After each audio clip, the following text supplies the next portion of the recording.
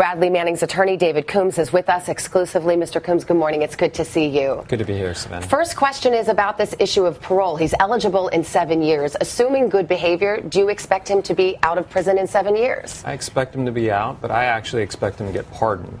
At least that's what my hope is, that the president will, in fact, pardon Casey Manning. I will ask you about that in a moment, but first let's talk about this case a little bit. During the sentencing phase, Bradley Manning stood up and said he was sorry. He was sorry for hurting the United States. Julian Assange, the leader of WikiLeaks, to which these classified files were leaked, said Mr. Manning's apology is a statement extorted from him under the overbearing weight of the United States military justice system. Is Assange right about that, or is Bradley Manning truly sorry? He's sorry if anything he did harmed anybody, because that was never his intent. His intent was to give information to the American public. He wanted to help people, not hurt people. The government brought some evidence in that was speculative at best, that said there was potential harm. And for that, he said, if it's true, he's sorry. Let me put it this way. Would he take the same actions today? I think he has a very strong moral compass, so my answer would be yes, he would. Do you think in any way he was used or persuaded or manipulated by WikiLeaks and Assange? I ask you that because during this trial, particularly in the sentencing phase, you portrayed him as somebody under extreme duress, psychologically damaged, dealing with a host of issues. Do you have any concerns about that? No, the stress that he was under was mostly to give context to what was going on at the time. It was never an excuse for his actions, because that was not what drove his actions. What drove his actions was a strong moral compass.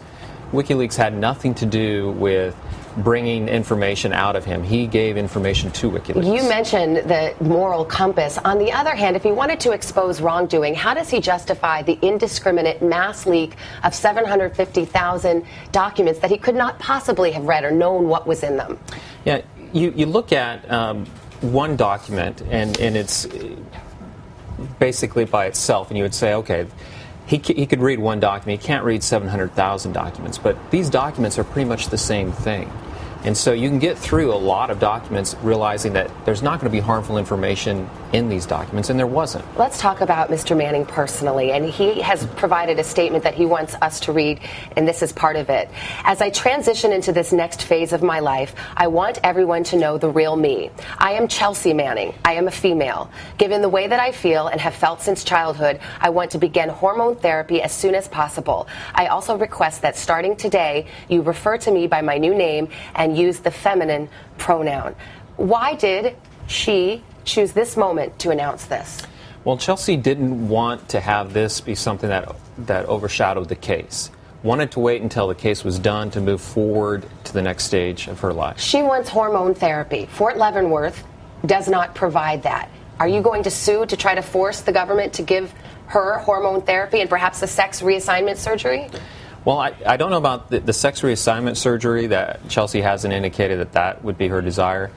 But as far as the hormone therapy, yes, I'm hoping Fort Leavenworth would do the right thing and provide that. If Fort Leavenworth does not, then I'm going to do everything in my power to make sure that they are forced to do so. Is the ultimate goal here for him, to be in a female population, a female prison?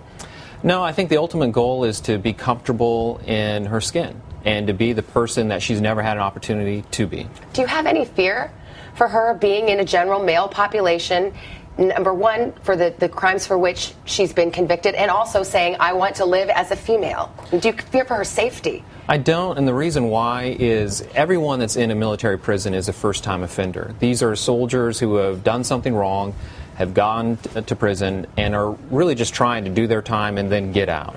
Is it the bottom line you don't think she wants sex reassignment surgery, or she doesn't think she'll be able to get it?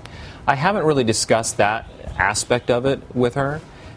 Really, it's more about getting the hormone therapy. So at this point, I don't know the answer to that. One of the defense psychiatrists at trial testified that Manning has narcissistic tendencies. And I wonder if there's anything to that, in the sense that she's announcing this in this very big public way.